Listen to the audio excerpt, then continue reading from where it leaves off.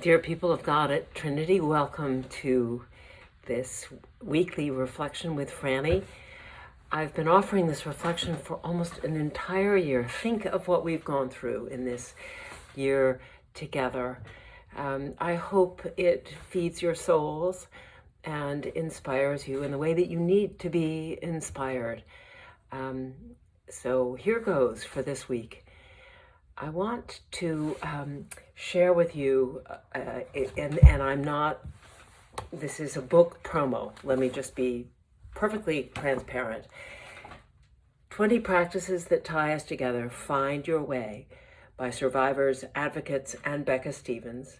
Of course, Becca Stevens. Here's the book. I just received this copy, and I want to stand on my roof and shout out, buy this book, buy this book. First of all, it feels good to hold in my hand. It's smaller than usual, as you can probably tell. And in it are, as you heard, 20 practices. Let me just share with you some of them. Lose gracefully, forgive and feel freedom, let love sort it out, find your place, celebrate past lessons, laugh at yourself. So tonight, I want to focus on laugh at yourself. And I'm going to read to you from this book. And then I'm going to read to you the story that I submitted to be a part of this chapter. The only way to survive communal living, and I would say living as a community, and have it be a spiritual experience, is to allow humor to be a part of it. Finding the humor in anything is a sign of grace. We do not have to take ourselves too seriously. If we can laugh at the small things that make us mad or look foolish, they will not undermine our work or our community. I just received an email from my brother Jim with a picture of him playing his clarinet and saying to our family, stay away from this clarinet, no raisins please, which is a direct reference to a story, a family story that we have, that one of us, and we all fight over who that is, stuffed raisins into Jimmy's clarinet, which prevented him from practicing, which frankly he felt was a relief. And once he removed the raisins, of course, he then had to practice again. So we were laughing about that, and I found it healing and life-giving, and I lost track of time in that moment. So I totally believe we must laugh at ourselves. We must just simply laugh, find the humor in our lives, or we are lost. Let me read aloud from Find Your Way. The only way to survive communal living, or I would say living in community, and have it be a spiritual experience, is to allow humor to be part of it. Finding the humor in anything is a sign of grace.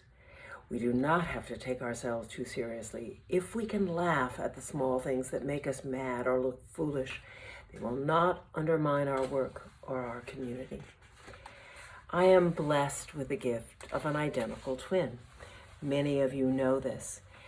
And one of the gifts that she has given me, of the many, is that her sense of humor is closer to the surface. When we were growing up, I was the serious twin, and Julie was the more playful twin. And it's true.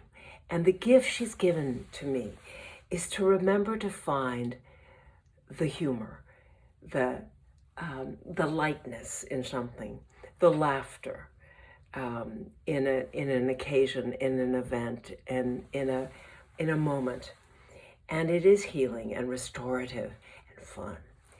So let me read to you my contribution into this chapter of laughing at yourself. Today, my granddaughter Rory laughed at herself. Perhaps it was for the first time.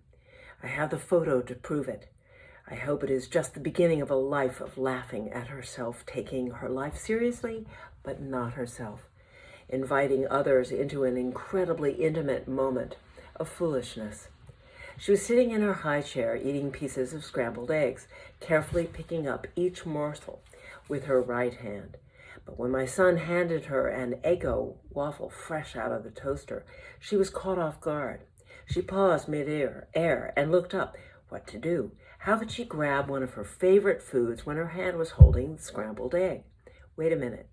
You could see the light bulb go on. She looked at her left hand as if remembering she had one. She proceeded to take the Eggo carefully between her left thumb and forefinger, bite it, and then put it on her hair. And wait for it, laughed out loud. She didn't inherit laughter from me. She was born with it. We all are. We just forget that we have it. In my life, I've often had to remember that laugh.